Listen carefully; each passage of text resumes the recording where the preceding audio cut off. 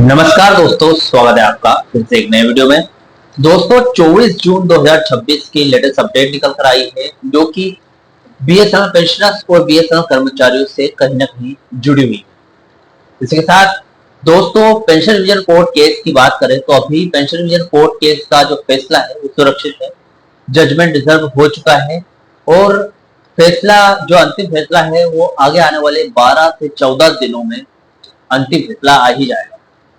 तो दोस्तों आज इस वीडियो में हम जानेंगे कि जो 8वां वेतन आयोग है वो कब तक लागू होगा, उसकी सिफारिशें आने में कितना टाइम लगेगा, क्योंकि दोस्तों डोंट ऑब्जर्व पेंशनर्स जब दिल्ली हाई कोर्ट जीतेंगे, इसी के साथ सुप्रीम कोर्ट का आधिकारिक फैसला पेंशनर्स के पक्ष में आएगा, तो ऐसी स्थिति में जो पेंशनर्स है उनकी डीलिंकिंग पे रिवीजन से हो जाएगी।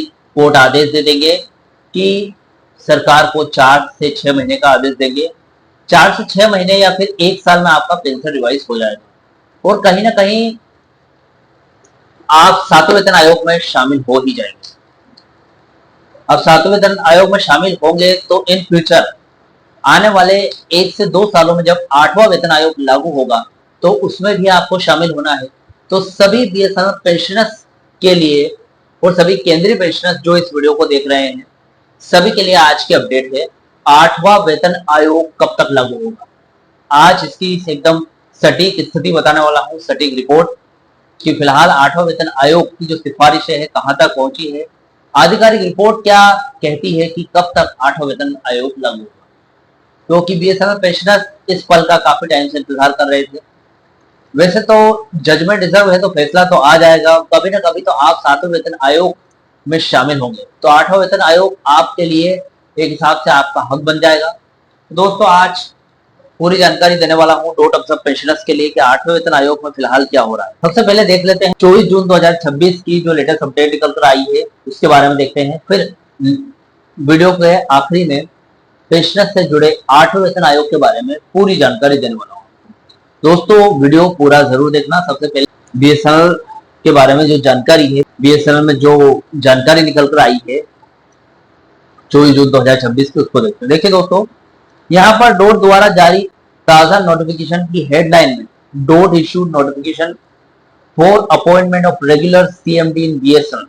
डोट ने बीएसएनएल में नियमित सीएमडी की नियुक्ति को लेकर यहाँ पर कुछ रिपोर्ट जारी की है। देखिए इस सर्कुलर में देखा जाए तो 2 महत्वपूर्ण बातें दी गई है। पहली दोस्तों, ये नियमित सीएमडी की तलाश यानी कि डिपार्टमेंट ऑफ टेलीकम्युनिकेशन के लिए। दोस्तों देखिए टेलीकम्युनिकेशन, डिपार्टमेंट ऑफ टेलीकम्युनिकेशन यानी कि डोट ने 24 जून 2026 को बीएसएनएल के लिए एक परमानेंट यानी कि नियमित chairman of managing director CMD की नियुक्ति की जो प्रक्रिया है, जो प्रोसेस है, वो शुरू कर दी है। इसके लिए सरकार ने एक सर्च कम सिलेक्शन कमिटी यानी कि SCSC का गठन किया है, जो सबसे बेहतरीन और काबिल उम्मीदवारों को चुनेगी। यानी कि जो सीएमडी की कुर्सी पर बैठेगा, जो आने वाले समय में थर्ड पीआरसी लागू करके देगा, जो आने वाले समय में पेंशन रिवीजन लागू करके देगा, ये सभी जो बर्निंग इशू है, सभी बर्निंग इशू को सॉल्व करके देगा, उन सीएमडी की तलाश हो रही है। दोस्तों आखिरी तारीख की अगर बात करूं तो इस पद के लिए आवेदन जमा करने की अंतिम तिथि 22 जुलाई 2026 तय की गई है। दोस्तों बहुत सारे ऐसे स्टूडेंट है या फिर बहुत सारे ऐसे उम्मीदवार है जो इस सीएमडी पद के लिए योग्य हो, तो आप भी इसमें आवेदन कर सकते हैं। मेरी तरफ से एक तरफ से देखा जाए तो सभी जो कि उम्मीदवार हैं उनके लिए भी ये वीडियो। फिलहाल दोस्तों अभी तक बीएसएनएल में काम चलाओ या फिर अतिरिक्त प्रभार वाले सीएमडी के भरोसे व्यवस्था चल रही थी।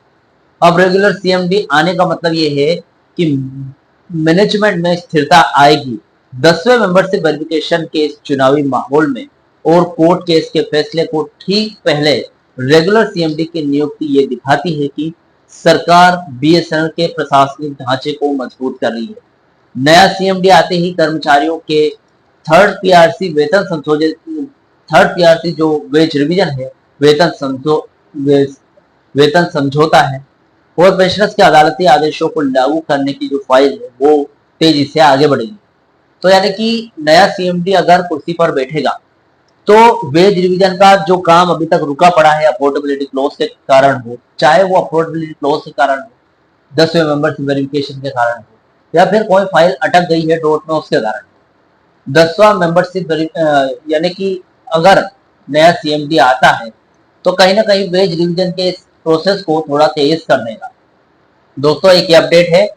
दूसरी अपडेट जो सबसे जरूरी अपडेट पेंशनर्स के लिए है, 8वें वेतन आयोग की वर्तमान स्थिति, सिफारिशें कहां तक पहुंची। दोस्तों देखिए 8 सिटीज की बात करें, जैसा कि जैसे ही BSNL pensioner Delhi high court में अपना जो केस है पूरी तरीके से जीतेंगे, यानी कि हाई कोर्ट में भी जीतना है, सुप्रीम कोर्ट में भी जीतना है, तो जीतेंगे तो वो 7वें वेतन आयोग के दायरे में आ जाएंगे। उनका नाता हमेशा के लिए केंद्रीय पेंशनर से जुड़ जाएगा। इसके तुरंत बाद उनका अगला पड़ाव 8वां वेतन आयोग यानी कि 8 सीपीसी होगा। दोस्तों 2026 की लाइव और वास्तविक स्थिति के अनुसार 8वां वेतन आयोग का जो पूरा सच है वो आपको जानना जरूरी है। देखिए दोस्तों, गठन और वर्तमान चरण की अगर बात करें क्या चल रहा है अभी, देखिए 8वें वेतन आयोग का गठन सरकार द्वारा पहले ही किया जा चुका है 2025 के आसपास, और इसकी कमान जस्टिस रंजना प्रकाश देसाई जो कि पूर्व सुप्रीम कोर्ट के जज हैं के हाथों में पहले से ही है। फिलहाल जून 2026 में यह आयोग पूरी तरीके से कंसल्टेशन और चर्चा यानी कि डिस्कशन फेज के दौरान में है। फिलहाल आयोग अलग अलग केंद्रीय यूनियनों और पेंशनर्स एसोसिएशनों और हितधारकों से मिलकर उनके मांग पत्र यानी कि मेमोरेंडम और सुझावों पर विस्तार से विचार कर रहा है, ताकि कोई आयोग में त्रुटि ना हो, कोई चीज छूट ना जाए। देखिए दोस्तों, अब देख लेते हैं 8वां वेतन आयोग कब तक लागू होगा और एरियर का क्या, यानी कि देखिए 8वां वेतन आयोग की जो इफेक्टिव डेट है वो 1 जनवरी 2026 है। इसके बाद 8वां वेतन आयोग की जो सिफारिशें है वो आने में कुछ समय लेगी, यानी कि वैसे तो सरकार ने 18 महीने का समय दिया है, लेकिन फिर भी हो सकता है 2 से 2.5 साल लग जाए। सभी आयोगों में इतना समय लगा ही, 2 से 2.5 साल का मिनिमम समय मान के चलिए आप। तो 2 से 2.5 साल के बीच में जब आपकी इफेक्टिव डेट 1 जनवरी 2026 है, तो तब से लेकर आपके जेब में पैसा आने तक, यानी कि 8वां वेतन आयोग आएगा, आपकी पेंशन रिवाइज होगी, आपकी सैलरी रिवाइज होगी, उसके बाद जो बड़ा हुआ पैसा आपकी जेब में आने तक का जो बीच का गैप है उसका एरर आपको मिलेगा या फिर नहीं, वो जानना जरूरी। देखिए दोस्तों, लागू होने की तारीख यानी कि इफेक्टिव डेट 8वें वेतन आयोग के लागू होने की आधिकारिक तारीख 1 जनवरी 2026 है, क्योंकि 7वें वेतन आयोग का 10 साल का जो कार्यालय है 31 दिसंबर 2025 को समाप्त हो चुका है। अकाउंट में पैसा कब आएगा, देखिए दोस्तों, क्योंकि अभी जून 2026 में सिफारिशों का मंथन चल रहा है और फाइनल रिपोर्ट आने में समय लगेगा, इसलिए वास्तविक नगद भुगतान और सैलरी या फिर पेंशन में बढ़ोतरी 2026 के आखिरी महीनों यानी कि लेट 2026 या फिर 2027 की शुरुआत में ग्राउंड पर देखने को मिलेगी। दोस्तों एरियर की अगर बात करें तो भले ही घोषणा देर से हो गई हो, लेकिन पेंशनर्स को 1 जनवरी 2026 से लेकर भुगतान के दिन तक का पूरा एरियर नगद या फिर किस्तों में दिया जाएगा सरकार की तरफ से, जो कि हजारों या फिर लाखों में हो सकता है। ठीक है दोस्तों, देखिए दोस्तों, आप जान लेते हैं कौन सा फिटमेंट फैक्टर मिलेगा। अगर 8वां वेतन आयोग आया तो कौन सा फिटमेंट फैक्टर मिलेगा, न्यूनतम पेंशन होगी या फिर अधिकतम।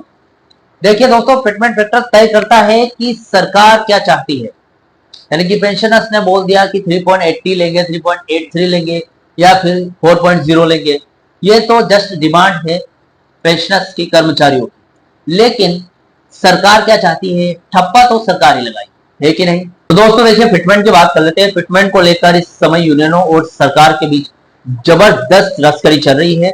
यूनियनों की आक्रामक मांग, यानी कि यूनियनों ने 3.25 से 3.83 फिटमेंट तक की मांग की है। केंद्रीय कर्मचारियों संगठनों और जेसीएम जेसीएम ने मांग रखी है कि बढ़ती महंगाई को देखते हुए फिटमेंट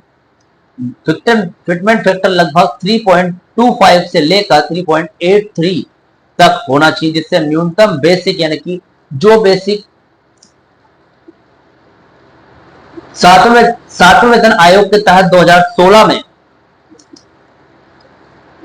7,000 से बढ़कर 18,000 हुई थी, वही बेसिक 18,000 से बढ़कर इस फिटमेंट फैक्टर पर 65,000 से 69,000 हो जाएगी, यानी कि 69,000 के पार पहुंच जाएगी। डिपेंड करता है आपकी पोस्ट पर फिलहाल बेसिक पे कितनी चल रही है। दोस्तों, सरकार और विशेषज्ञों का अनुमान है कि फिलहाल ये तो डिमांड करी गई है यूनियनों की तरफ से, लेकिन अभी फिलहाल सरकार और विशेषज्ञों का अनुमान यह है कि ज्यादा से ज्यादा फिटमेंट फैक्टर 2.28 से 3.0 फिटमेंट फैक्टर तक जा सकता है। पिछले आयोग यानी कि 7 सीपीसी की बात करें तो उसमें 2.57 फिटमेंट फैक्टर था।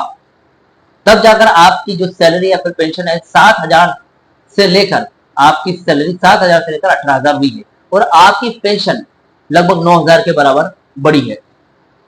अब फिलहाल वो जो फिटमेंट था 7 सीपीसी में 2.57 था, तो यहां पर 8वें वेतन आयोग के तहत अनुमान लगाया जा रहा है कि 2.28 हो सकता है या ज्यादा से ज्यादा 3.0। देखिए दोस्तों, वित्तीय जानकारों और एक्सपर्ट के अनुसार सरकार राजकोषीय संतुलन बनाए रखने के लिए 2.28 से लेकर 3.0 के बीच का फिटमेंट फैक्टर मंजूर कर सकती है, इससे ज्यादा नहीं। क्योंकि डोट ऑफ द पेंशनर्स भी अभी सरकारी कर्मचारी में मिलने वाले हैं। 7वें वेतन आयोग में उनका पेंशन रिवाइज होने वाला है, तो 7वें वेतन आयोग में जब मिलेंगे तो 2016 के हिसाब से उनका पेंशन रिवाइज होगा। फिर 8वें वेतन आयोग में जल्द ही, जब भी 8वां वेतन आयोग लागू होगा तो जल्दी कितनी दूरी रह जाएगी, 2 साल में 2 आयोग पार करेंगे डोट ऑफ द पेंशनर्स, तो उनका वित्तीय बोझ भी सरकार को उठाना पड़ेगा। दोस्तों देखिए, सरल सा गणित है। अगर सरकार 3.0 फिटमेंट फैक्टर भी देती है तो 7वें वेतन आयोग में जिन पेंशनर्स की न्यूनतम 9,000 थी वो 8वें वेतन आयोग में सीधा 3 गुना बढ़ेगी, कम से कम 27,000 के पार यानी कि आसपास पहुंच जाएगी। वहीं 2.28 फिटमेंट फैक्टर रहने पर न्यूनतम पेंशन 20,500 के पार फिक्स होगी, यानी कि कम से कम 2.25 गुना बढ़ेगी। दोस्तों, अब जान लेते हैं 8वें वेतन आयोग में पेंशनर्स को क्या बड़े बेनिफिट्स मिलेंगे। मैंने एक वीडियो में आपको बताया था 8वें वेतन आयोग में जो डोट ऑफ द पेंशनर्स है वो सरकारी कर्मचारी बनेंगे, सरकारी पेंशनर्स बनेंगे। तो जो तो सरकारी पेंशनर्स ऑलरेडी है और जो डोट ऑफ द पेंशनर्स सरकारी पेंशनर्स बन जाएंगे 7वें वेतन आयोग के तहत जब उनकी पेंशन रिवाइज होगी, तो दोस्तों वो भी, उनको भी 8वें वेतन आयोग के बेनिफिट मिलेंगे। देखिए क्या क्या बेनिफिट मिलने वाले हैं। 8 सीपीसी लागू होते ही सबसे पहले बीएसएनएल के ओन पेंशनर्स को जो कोर्ट केस जीतकर 7 सीपीसी में आ चुके होंगे, ये शानदार फायदे मिलेंगे। फायदे ये है कि पहले तो पेंशन में 20 से 30% की सीधी उछाल देखने को मिलेगी। फिटमेंट फैक्टर लागू होते ही मूल पेंशन में जो कि बेसिक पेंशन है उसमें एक मुश्त भारी बढ़ोतरी देखने को मिलेगी। दोस्तों, महंगाई से राहत, महंगाई राहत जो डीआर है उसका नया स्ट्रक्चर तैयार होगा। 8वां वेतन आयोग लागू होते ही वर्तमान महंगाई जो महंगाई चल रही है उसमें राहत है जो 2026 से 60% के पार चल रही है को बेसिक पेंशन में समाज यानी कि मर्ज करके शून्य रीसेट कर दिया जाएगा। इसके बाद नई बढ़ी हुई बेसिक पेंशन पर नए सिरे से डीआर मिलना शुरू हो जाएगा, यानी कि ज्यादा बेसिक पर बड़ा डीआर, जिससे हर महीने मिलने वाला कुल पैसा बहुत ज्यादा बढ़ जाएगा। आपकी बेसिक बढ़ेगी तो डीआर बढ़ेगा, बेसिक बढ़ेगी तो डीए बढ़ेगा। तो कुछ इसी तरीके से आपकी बेसिक पर निर्भर करता है कि आपका आने वाला कल कैसा है। देखिए, उम्र के हिसाब से अतिरिक्त पेंशन जो एज बेस्ड एनहेंसमेंट होती है, पेंशनर्स यूनियनों के पुनर्जोर मांग की है। पेंशनर्स यूनियनों ने अपनी तरफ से पूरी जोर से मांग की है, अपनी तरफ से पूरी मांग की है कि 80 वर्ष की उम्र का इंतजार करने के बजाय 65 वर्ष की उम्र पर पार करते ही यानी कि 70% और 70 वर्ष की उम्र में 75% के अनुमान में बढ़ी हुई पेंशन का लाभ मिलना शुरू होना चाहिए। ये बहुत अच्छी मांग है। बुजुर्ग जाए तो जाए कहाँ, बुजुर्ग का जो सहारा होता है पेंशन ही होती है, तो ये मांग सही लगी मुझे। मेडिकल भत्ते में सुधार होगा दोस्तों। देखिए, इसके साथ ही फिक्स मेडिकल अलाउंस यानी कि एफएमए और अन्य स्वास्थ्य संबंधी कूटनीतिक फायदों को भी इस आयोग में बढ़ाने की पूरी तैयारी है यूनियन की तरफ से।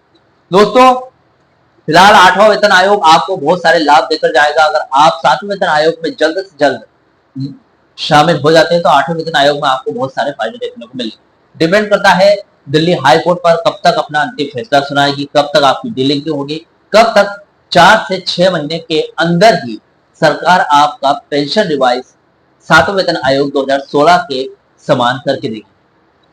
दोस्तों फिलहाल ये अपडेट थी। इस वीडियो से जुड़ा जो भी आपका डाउट या क्वेश्चन वगैरह आप मुझे कमेंट बॉक्स में कमेंट कर सकते हैं। वीडियो अच्छा लगा तो वीडियो को लाइक कमेंट जरूर करें। मिलते हैं दोस्तों नेक्स्ट वीडियो में। सी यू सून।